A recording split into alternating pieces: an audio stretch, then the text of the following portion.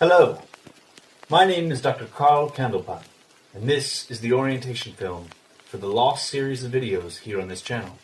The channel was originally designed as a resource where Lost fans could come to understand the unique mysteries and ideas emanating from the 6 seasons of the show. Not long after the series began, however, there was a spoiler. And since that time, the following protocol has been observed. At the start of every video, a spoiler warning must be issued. Utmost importance. But once the warning is shown, if you have not seen through the indicated episode, you exit the channel in a timely fashion.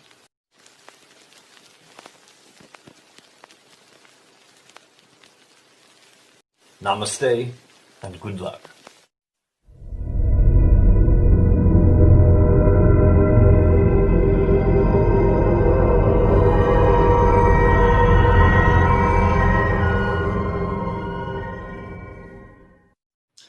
Hey all everybody, I'm releasing this video on the last day of 2020. To say that this year has been an interesting one is to put it mildly and kindly, frankly. I know it's often hard to find the good in the bad, especially when the bad is happening to people all around you. That said, I also think it's times like these when it's perhaps the most important for us to be grateful for our blessings. With that in mind, I'd like to express my deepest gratitude to all of you that have supported this channel in any way over the past 9 months. 2020 will be a year that we infamously remember for the rest of our lives. But for me, it will also be the year that I started a silly little YouTube series about one of my all-time favorite stories.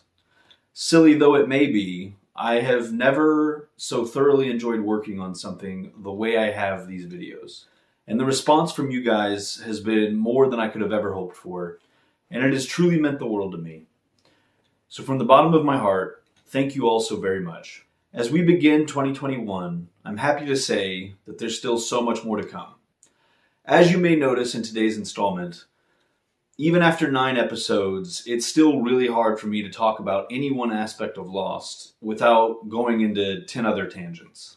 The truth is, these videos have barely scratched the surface of what I find worth discussing about Lost. And 2020 was only the beginning. As for today's topic, I wanted to take a look at the origin of the Others and who I think may have been their earliest leader. This video, probably more than any other, rests heavily on the information discussed last time.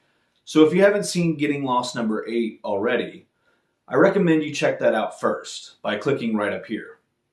If you do happen to enjoy this video and would like to support the channel, you can become a Patreon donor for as little as $1.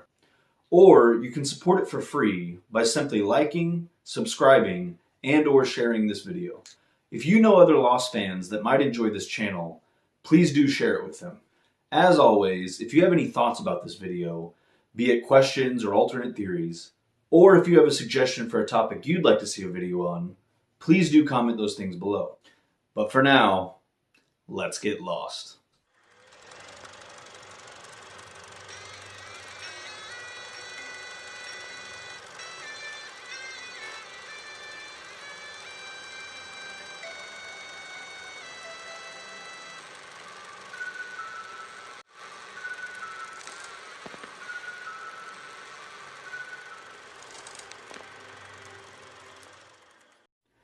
In the mid-19th century, the Black Rock crashes on the island.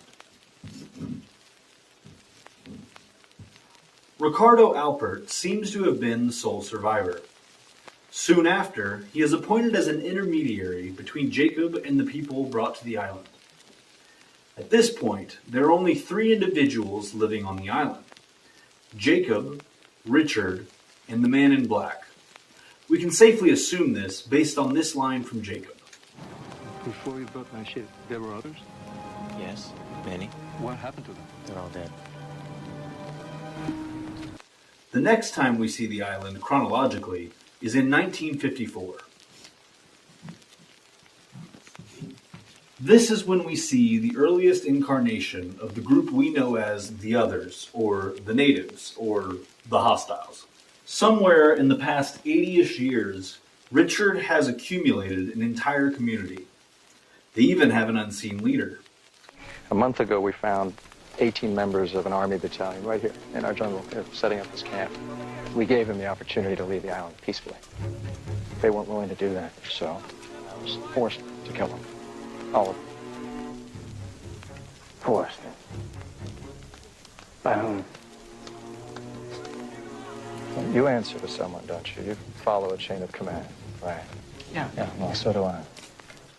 Personally, they don't strike me as people that crashed there or wound up there by accident. I say that based primarily on how defensive and territorial they are over the island.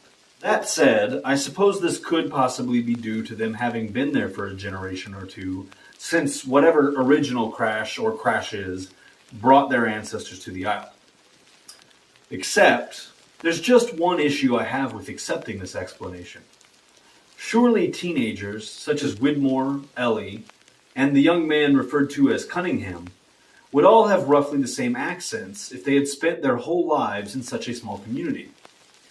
Yet Widmore and Ellie have distinctly British accents, while Cunningham has a much more North American accent. This suggests to me that at least some of these natives arrived more recently, and are territorial for reasons other than having been born on the island. So the two-part question I wish to address today is, where did these other people come from, and who was their leader in 1954?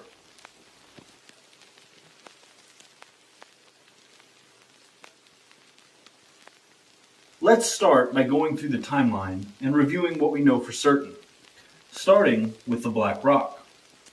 Apart from Richard, we know the names of only two other passengers on this ship, Jonas Whitfield and Magnus Hanso. Jonas, who appeared to be a disgraced British naval officer, is killed by the monster along with most of the crew. What happened up there?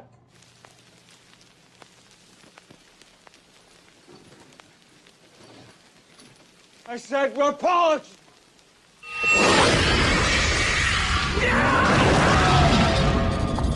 While Magnus was the captain and apparently died in the crash. Bring me the captain. Sir, Captain Hansen is dead.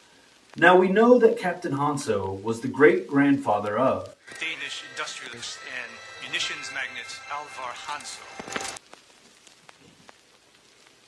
Now we know that Alvar studied at the University of Michigan, and during that time he stayed with the de Groot family, including their 8-year-old son Gerald, who would grow up to one day form the Dharma Initiative with his wife. Alvar Hanso attended the University of Michigan in Ann Arbor for a year as a foreign exchange student. There he lived with a family, the de Groots, and developed an affinity for the local area. At that time, this man, Gerald de Groot, was 8 years old. It is said that Alvar found him precocious and charming.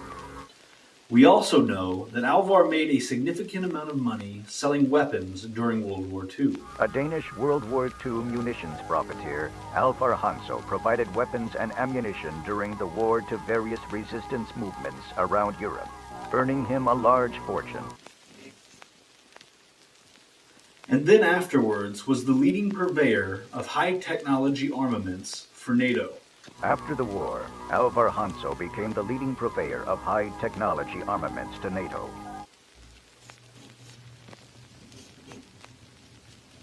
However, in the 1960s, Alvar would start the Hanso Foundation, which, quite contrary to his history of weapons manufacturing, was meant to reach out for a better tomorrow and preserve life on Earth through science and technology.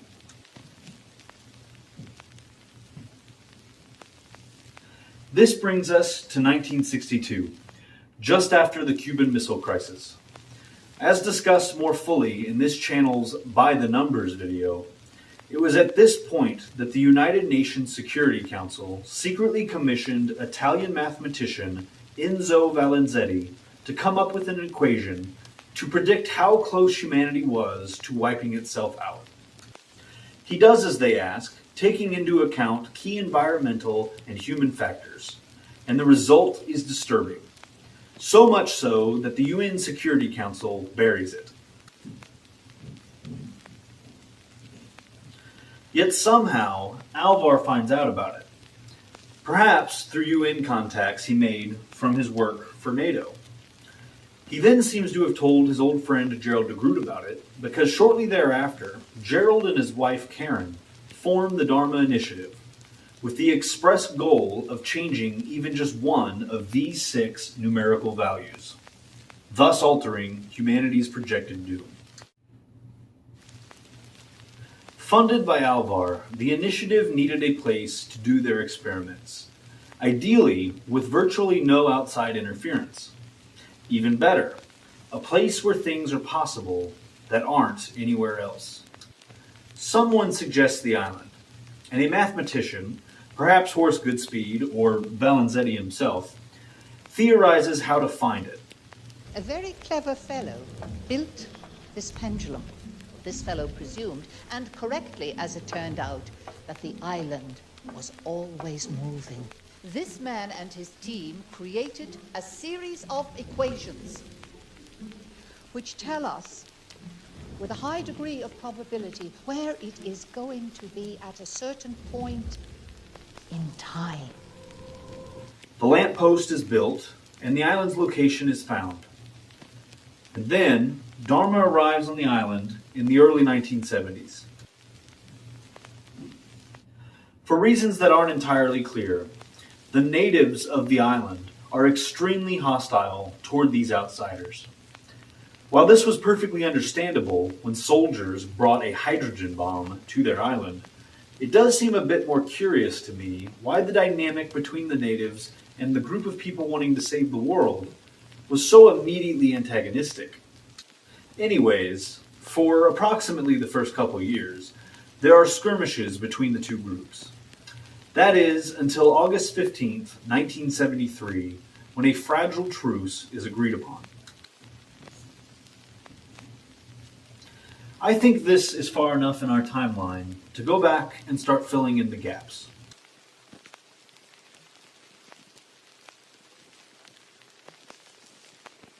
But first, I'd like to address the discrepancies between the reported history of the Black Rock versus what we actually see happen to her.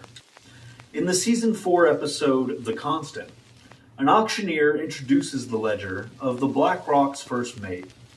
He states the following. The Black Rock set sail from Portsmouth, England, March 22nd, 1845, on a trading mission to the Kingdom of Siam, when she was tragically lost at sea. The only known artifact of this journey is the journal of the ship's first mate, which was discovered among the artifacts of pirates on Ile Sainte-Marie, Madagascar, 7 years later. The contents of this journal have never been made public nor unknown to anyone outside the family of the seller, Tovard Henso. We open the bidding on lot 2342 at £150,000. 150,000, sir. To 160?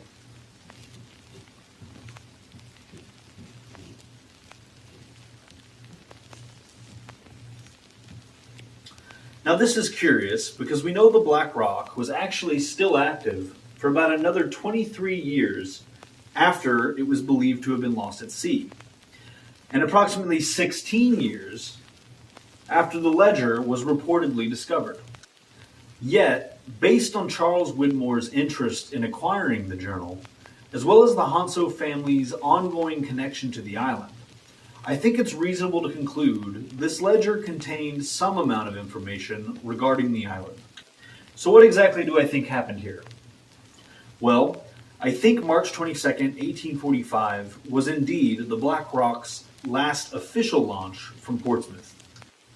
After this, I suspect, based partly on Jonas Whitfield appearing as a disgraced British naval officer, that there was a mutiny at some point in this voyage.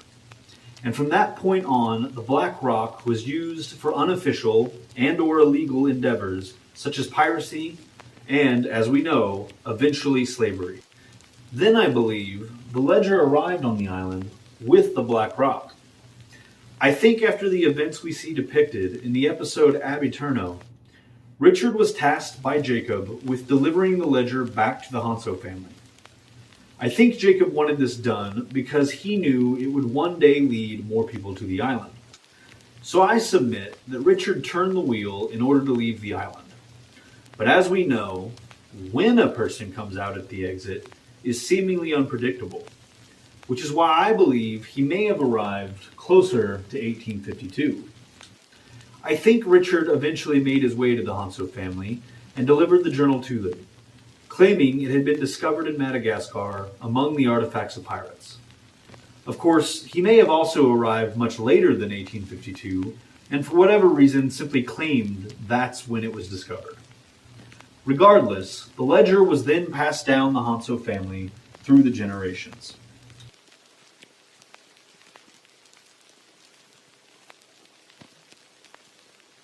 Alright, let's now go back to our other named crew member aboard the Black Rock, the British officer named Jonas Whitfield. Does this last name remind you of any other British surnames from the show? Widmore, perhaps? Wit to Wid is easy enough. How about a field, an area of open land, especially one planted with crops or pasture, typically bounded by hedges or fences, versus a moor, a tract of open, uncultivated upland. One is a planted, bounded piece of land. The other is a free and uncultivated piece of land. I would be genuinely shocked to find out that the writers did not do this on purpose. So why the name change? As I mentioned a couple times already, it's heavily implied that Whitfield was a disgraced former naval officer. This alone may have been reason enough for his family to want to change their name. If we run with this deduction, the next question would be, is it a coincidence that these two men's descendants, Alvar Hanso and Charles Widmore, are both incredibly wealthy industrialists with ties to the island? Personally, I don't think so. I propose that by the time of the Black Rock's disappearance, the families of these two sailors already were, or then became, very close. I think this closeness between the two families continued all the way through World War II, at which point I do not think that it was Alvar Hanso alone that made a fortune selling weapons. I believe he had a partner who was a member of the Whitfield-Widmore family. I imagine neither party had any misgivings about making their fortune by selling weapons. That is, at least not until 1945, with the event that ended the war. The greatest, most horrific weapon ever used in a war. The atomic bomb. For Alvar at least, I think this had a great impact on him and changed his view of the world, the way it did for a lot of real-world people at the time. I imagine helping to equip an organization such as NATO was merely a temporary distraction from his disillusionment with the way he made his fortune. A Danish World War II munitions profiteer, Alvar Hanso provided weapons and ammunition during the war to various resistance movements around Europe, earning him a large fortune. After the war, Alvar Hanso became the leading purveyor of high-technology armaments to NATO. Some say stopping only after what he felt was guilt and regret about profiting from war and destruction. But before long, I suspect this disillusionment, combined with the horrors of the 20th century world, led Alvar to seek out the mysterious and miraculous island talked about in the family heirloom that was the ledger. The place where his great-grandfather and his ship now rested. Among those he would have brought with him was the son of his business partner, a young Charles Widmore, to whom he may have been acting as a mentor, as well as his own daughter, Ellie. I debated whether or not to mention this particular supposition in this video, as the overall theory we're discussing does not require one to accept this idea. But I do think it demonstrates even more of the interesting implications of this theory, as well as teases Eloise's fascinating story as I see it, which I will of course get into in future videos. Anyways, after an undetermined amount of time, they clearly found the island. After meeting Richard, I think they settled there and were quite happy.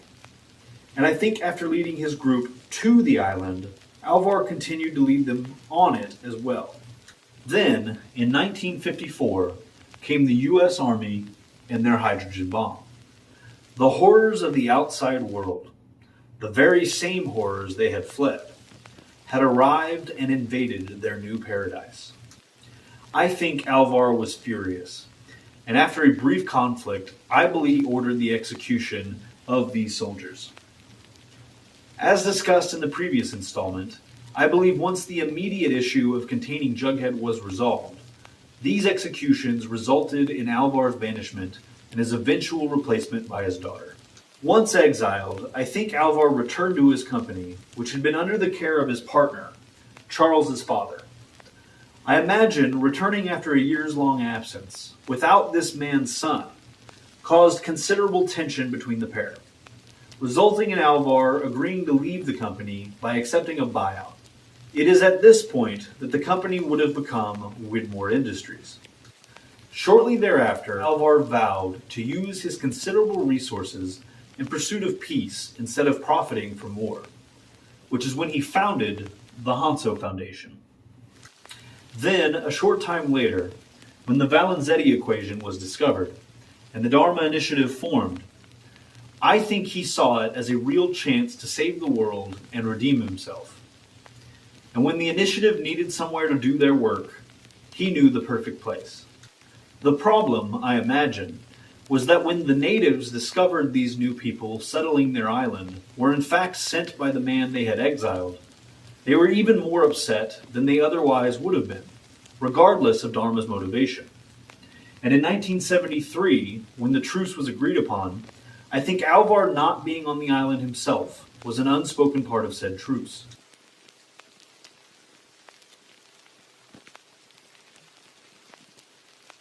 Before wrapping up, there's a couple more pieces to this I'd like to point out.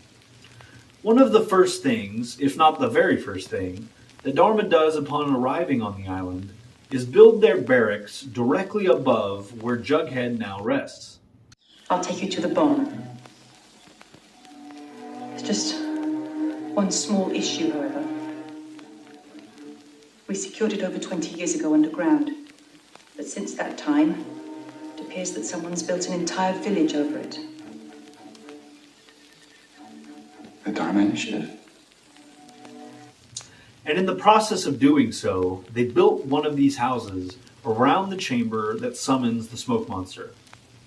Now, I don't think this was done with the intention of ever using the chamber. If it were, it would hardly make sense for them to then erect a sonic fence that keeps Smokey out. No, I think this was done specifically to prevent the chamber from ever being used, hence it being hidden behind a secret panel inside an already secret room.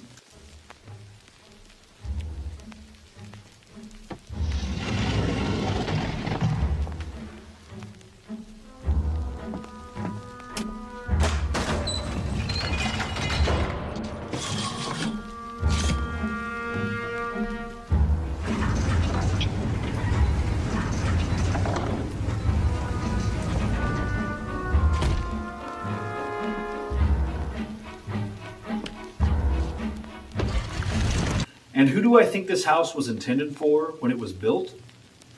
Alvar Hanso.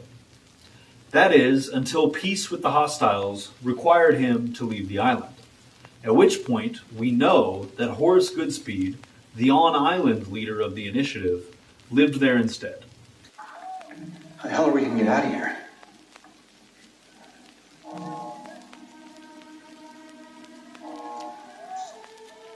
We hide in plain sight. My point is, I feel that the location Dharma chose for the barracks is quite telling. To me, it heavily suggests at least one high-ranking member had intimate knowledge of the island and its history. Lastly, one of the things I really like about this whole idea is that it fits so well with the theme of the banished leaders trying to return to the island in some form. Ben, via 316, Charles Widmore, via the freighter and later his sub, and, if this theory is accepted as true, Alvar, via Dharma, all tried to return after being banished, each time leading to conflict with the current regime. Well, that's pretty much the entirety of what I think may have been going on in 1954, as well as some of the evidence that I think kind of supports it. Until next time, namaste and good luck.